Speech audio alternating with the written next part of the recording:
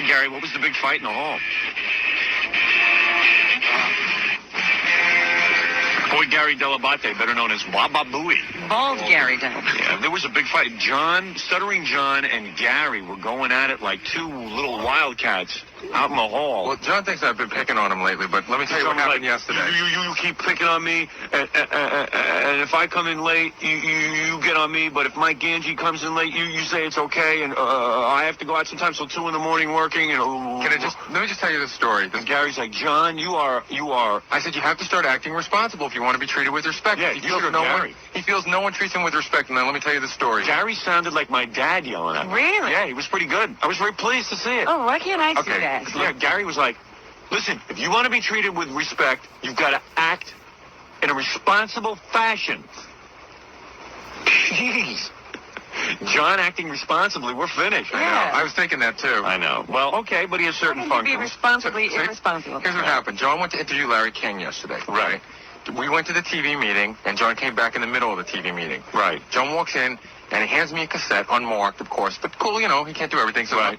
Hands it to me, and he said, this is a Larry King interview. Right. I take it, and I punch out the tabs. I put it down on my papers in front of me. Right. Then we get involved in a whole bunch of different things. Yeah. And I leave. I come back here, and I'm home last night at like 6:30, and all of a sudden the bell goes off my head, and I go, damn, I don't remember where that cassette went.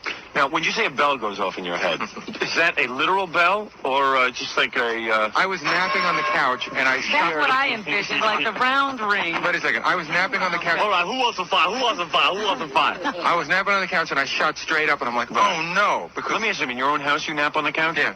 Why don't you go in your bedroom? I like the couch. All right. So I bought a nice... Go ahead. All right, that's irrelevant. So I zip up, and I go, what happened to that cassette? I can't find it anywhere. I don't remember bringing it with me.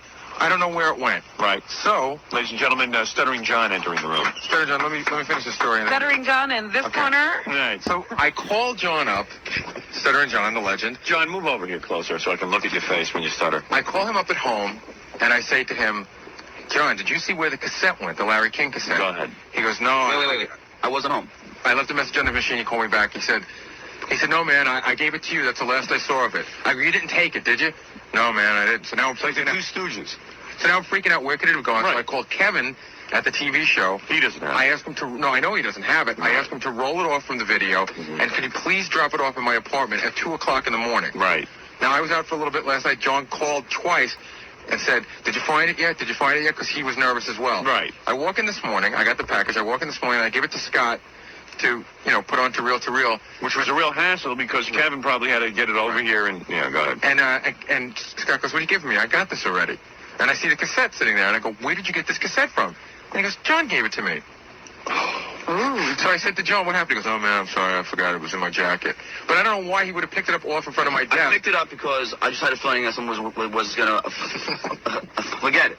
Yeah, but you were the one who forgot it. No, but you picked it up and forgot it. The point is, Gary left a message on my machine. I was in the studio. What? Wait a minute. Gary left a message on my machine. I'm in the studio for like 7 hours mixing the same freaking song. So I'm just like, there wasn't anything about it. But then when I got home, I realized that I put it in my jacket. And then when I got home, I realized I put it in my jacket because I was afraid that someone was not going to bring it. So then I put it in my jacket. This way I know I'd have it in the morning. And then I went. But John, when you spoke to Gary, how could you not know you don't have it? Because I was, I'm right in the middle of mixing. He called. I got a mixing what? A message from Rob. Excuse me, mixing those songs that nobody is going to listen to? How do you know nobody's going to listen to? Oh, come on, John, get with it. How old are you now? 26 years old. And how long have you been mixing songs? Since I was 16. Right, and what's happened with those songs? What do you mean what happened? Nothing. In your eyes. In my eyes, the Larry King interview is going to make you some money, not those stupid songs. So that's why I'm doing that, too. But let me just say something. Hey, wait a minute. Let me back up here for a second. You're asking him why he didn't remember it yes. at whenever that time was last night. When we were leaving yesterday, he didn't remember it was in his pocket because he said to me, I hope Gary doesn't lose that tape.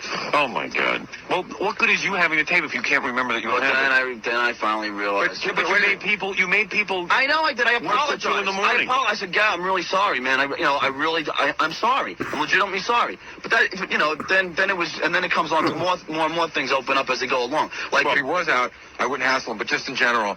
And he says, why? See, John comes in early, and Ganj comes in late, and then they reverse it. So he says, why don't I yell at Ganj when Ganj comes in late? And the reason is Ganj is the second guy in. He was a little late the other day. Sometimes when John's the second guy in, he's real late, and I never say a word. You know, in other words, that guy gets in about 10 Well, after John, 6. yeah. No, So sometimes John gets in at 7. I don't say a word. One morning, John just completely overslept somewhere in the middle of New Jersey. I overslept No one knew where he was. Are we forgetting? And his mom didn't know where he was. When He called me at 8:30, said I'm on my way, and showed up at 10 of 10. Because if I oversleep, if I oversleep, I'm an hour away. If Gary calls me at 7, I can't. But you weren't an hour away, and then you called us. Are we forgetting when Gary was late 3 times in 1 week, and Gary had me call him up at 6 o'clock, his alarm clock, because you couldn't get up on your own? Are we forgetting that? Yeah, we are. I was late twice. Mike Navarro told me a couple of me and Mike were with the other interns. Gary was late 3 times in a week, so he goes, John, do me a favor, I'm having trouble getting up. Call my house at 5:45 every morning. Meanwhile, Gary's still with Howard, making $6 million a year. It's documented. So you're an asshole.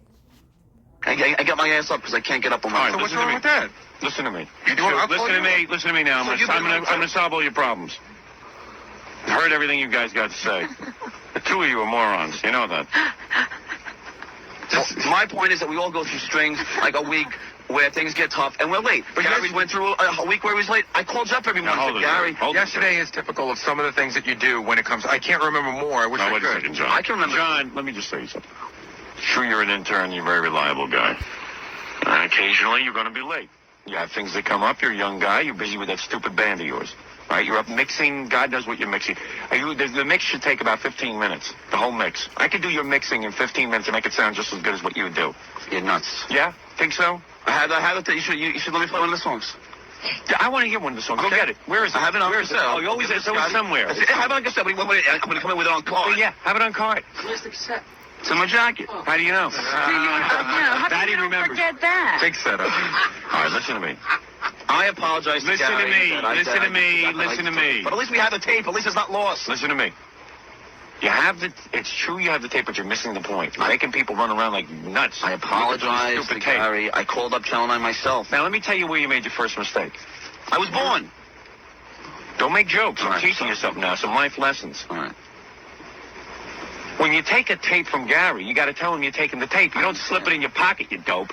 I understand that. All right? You say, Gary, I'm going to keep this in my pocket for safekeeping. And Gary would say to you whether or not he's still your boss, technically. I know it's hard to accept. No, he's not listening. This incident, I'm dead wrong. I know I am. Right, so you're wrong. But I apologize. Now, the other places where you're wrong is even though you're working for free, and even though you've been very reliable in the past, if you're going to be late, if you're going to need some extra time, as soon as you wake up, you call up and say, look, this is where I am. That's what I did. No. All right, well, at 10 o'clock, you didn't wake up at 10 o'clock. No, I woke up and I called at 8 o'clock when I got up. 8:30. Then, but 8:30, and then I hit traffic for an hour. All right. Can I just say one last thing, boss? One quick thing. Yes. John, how many times have you ever asked me to take the day off to go do something with your band? Or you had to go pay traffic tickets or anything, and have I ever hassled you if you asked me for, or I dread that moment. But have I ever said no? Ever? But you give have me I ever hassled you? Well, yeah, you give me the puss, and then oh, come on. That pussy can't Don't help. answer the All dread question. it. Ganji dreads it. Ganji wasn't even going to... All right, listen to me. I don't have all day for this. There's many important topics to discuss, and I can't work out every little problem here on the air. This is pretty good. This one is pretty good. I'm just, because, you know what it is? No, because last month, I swear to God. How come it's me, and then it's Kevin is against you, and then, it was the whole world against you? Kevin, you heard what Kevin's a compulsive liar. We all heard that. Now, why is it that I heard you stutter it, is all I heard. Why is it you're at war with everyone? I'm at war with everybody. I'm at war with anybody in this room except for Gary. I see. And why? You know why? Because wait a second, that's not true. Jackie was just telling me the other day how he lends John his apartment, how John drinks all his beer, takes his towels and throws them in the corner when they're all wet, and leaves the place a mess. That's a lie. That's a lie. Now that's between me and John. And that's what about that, Jackie? That's a lie, because I never drank beers in your place once. You're a That's a lie. liar. I swear to God. Go ahead. I want to hear this. Jackie, you're a compulsive liar. I swear to God, yeah.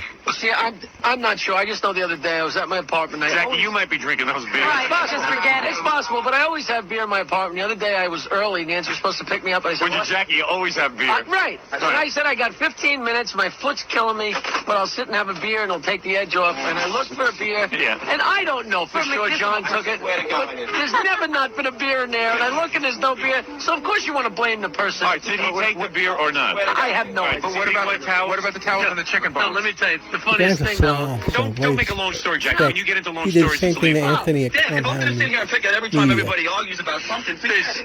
So the towels are piled on a chair and piled on top.